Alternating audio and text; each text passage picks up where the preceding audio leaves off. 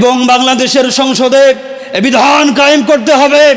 আগামীতে যারা আমাদের প্রিয় নবী হযরত মুহাম্মদ রাসূলুল্লাহ সাল্লাল্লাহু আলাইহি সাল্লাম থেকে শুরু করে ইসলাম নিয়ে যারা কটূক্তি করবে, কোরআন নিয়ে যারা সিনিবিনি খেলবে, এই সমস্ত অবৈধ যারা সন্তানদেরকে প্রকাশ্যে ফাঁসি। লিল্লাহি তাকবীর। আল কোরআনের আলো, আল কোরআনের আলো, সংসদে জালো। নর্থ সাউথ বিশ্ববিদ্যালয়, এই বিশ্ববিদ্যালয়ের মধ্যে একজন কুলাঙ্গার, একজন অমুসলিম, এর নাম হলো অপূর্ব পাল। জোরে বলেন, নাম কি? অপূর্ব পাল। এই জারুল সন্তান মুসলমানদের 200 কোটি, পৃথিবীর 200 কোটি মুসলমানদের হৃদয়ের স্পন্দন।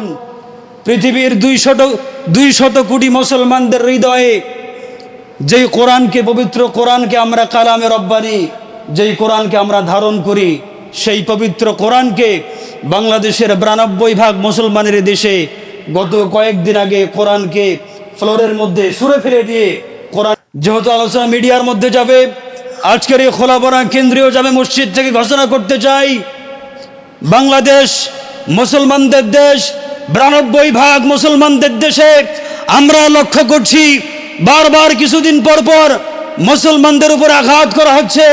সম্মানিত ভাইরা, এই যে অপূর্ব পাল কোরআনের মধ্যে কোরআনের সঙ্গে যে বেয়াদবি করেছে, এটা আর আমরা সর্বোচ্চ শাস্তি চাই, ঠিক না বলেন ভাইরা? সম্মানিত ভাইরা, এবং বাংলাদেশের সংসদে বিধান কায়েম করতে হবে। আগামীতে যারা আমাদের প্রিয় নবী হযরত মুহাম্মদ রাসূলুল্লাহ সাল্লাল্লাহু আলাইহি সাল্লাম থেকে শুরু করে ইসলাম নিয়ে যারা কটূক্তি করবে, কোরআন নিয়ে যারা সিনিবিনি খেলবে, এই সমস্ত অবৈধ যারা সন্তানদেরকে প্রকাশ্যে ফাঁসে। আমার সঙ্গে একাত্মতা পোষণ করে রাজি আছেন যারা যারা? 2 হাত তুলে একবার আল্লাহকে দেখিয়ে দেন।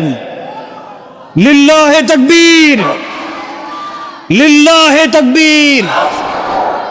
আল কোরআনের আলো, আল কোরআনের আলো, সংসদে জালো।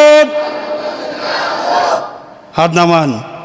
সম্মানিত ভাইরা, পরিষ্কার ঘোষণা, আগামীতে যদি কেউ আমাদের কোরআন এরকম যদি কোনো জারো সন্তান আমরা দেখতে পাই, যেখানেই পাবেন গলা ধরাই দিবেন। পারবেন তো ইনশাল্লাহ?